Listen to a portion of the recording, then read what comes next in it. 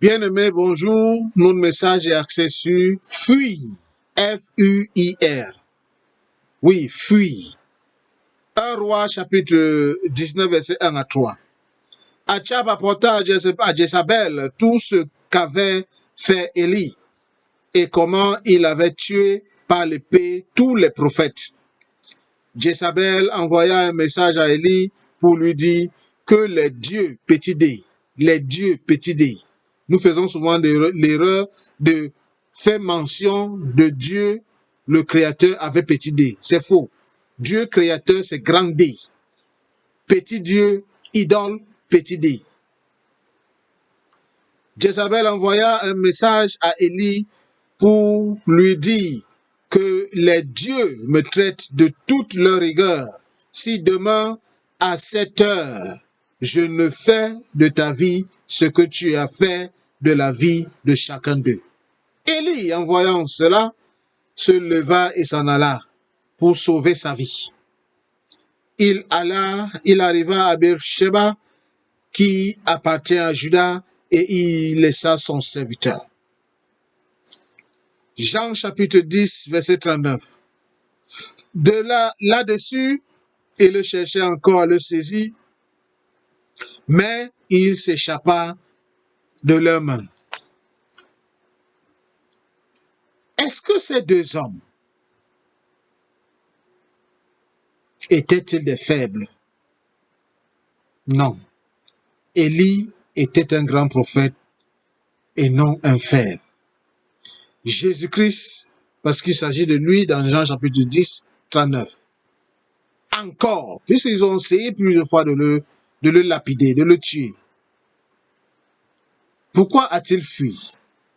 Lui qui est Dieu le Père, lui qui est Dieu le Fils, lui qui est Dieu le Saint-Esprit. Mais il a fui parce qu'ils ont compris qu'il y a des batailles qui se combattent physiquement. Et il y a aussi des batailles qui se combattent et se gagnent lorsqu'on prend la fuite. Oui, il y a des batailles qui se gagnent lorsqu'on combat physiquement. Et il y en a aussi des batailles qui se gagnent lorsqu'on s'enfuit, lorsqu'on quitte la scène, lorsqu'on s'échappe. Ce n'est pas parce que nous sommes faibles que nous devons nous échapper, mais parce que nous sommes intelligents et Dieu nous a donné la sagesse. Si Jésus ne s'échappait pas, il devait mourir avant son heure. Et le christianisme et les chrétiens devaient être une poignée frustrée. Si Élie ne s'échappait pas pour sauver sa vie, tous ceux que Dieu avait mandatés sous son ministère devaient être frustrés.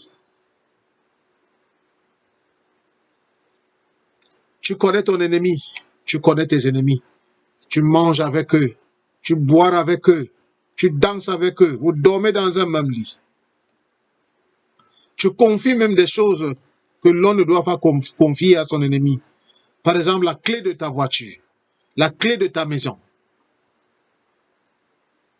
Tu essaies de faire plaire au diable.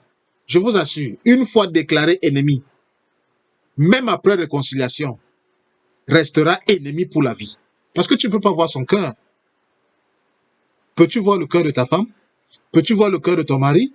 Peux-tu voir le cœur de ton enfant? Peux-tu voir le cœur de cet ennemi ou cet ami? Zéro. Méfiance. Vigilance. On ne raisonne pas le diable. Matthieu 4, 7.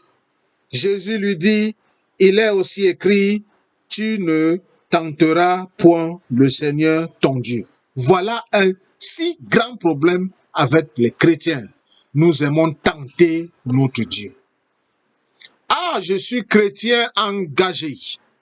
Je suis enfant de Dieu.